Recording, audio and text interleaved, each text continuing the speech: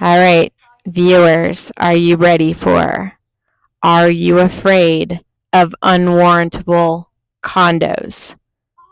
Mike Alberico, tell me your thoughts on unwarrantable condos. Why should we not invest? So the biggest thing with condos in general is there's two classifications. There's one where Fannie and Freddie, or GSEs, who securitize most of the loans in the United States, will utilize them. And we're talking about investing here, so FHA and VA can do them. That's a whole different classification. But the biggest thing is there's a bunch of factors that go into play with condos when it comes to not only investing or just buying them as your primary. There's warrantable and unwarrantable, non-warrantable condos. The biggest difference is there's a checklist for Fannie and Freddie that has to be met to make the condo warrantable for them to accept it. The most common disqualifiers are investor concentration. So I personally owned a condo in a complex off Western Boulevard in Raleigh that had 87% at the time investor concentration. What that means in plain English is 87% of all the units in the neighborhood were done for investment purposes, meaning we bought them, fixed it, we're going to rent it out. Fannie doesn't like that. It's just part of their rules. The other thing is commercial concentration. Since we're in Raleigh, I always go to this PNC Tower, if it's still called PNC Tower in downtown Raleigh, is also non-warrantable because there's more than 30% commercial space. And what that means is those condos are beautiful. They hold their value. They have a rooftop pool. They overlook all of downtown Raleigh.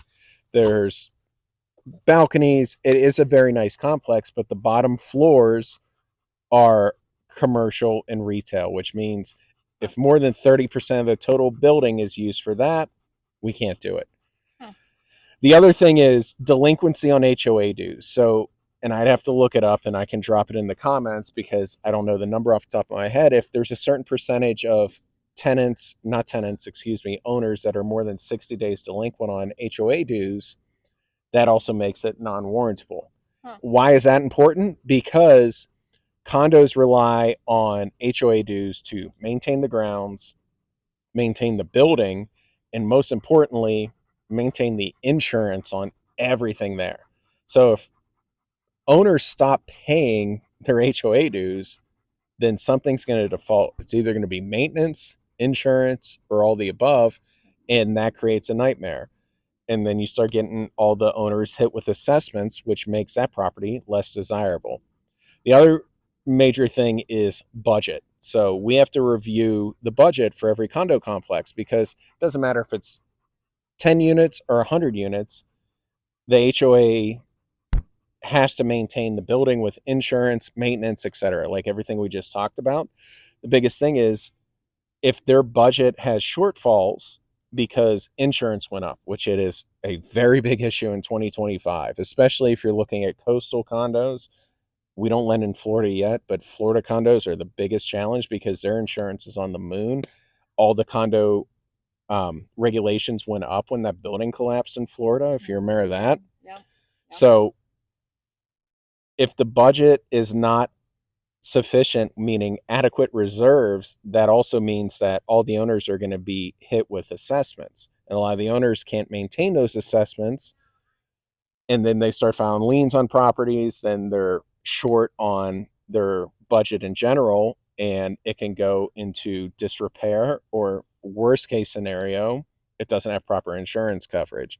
And I'll close with this. There was a fire at a condo, and I don't remember how many years ago this was, probably 10 at this point, in Carolina Beach, North Carolina. They did not have sufficient insurance. A lot of the people that actually lived there full time were displaced. Their renters or their walls in policy, if they owned it, covered them to get housing and everything like that. But it was a long drawn out process because they did not have proper insurance to rebuild it. So it was a long legal standstill. So condos are tough.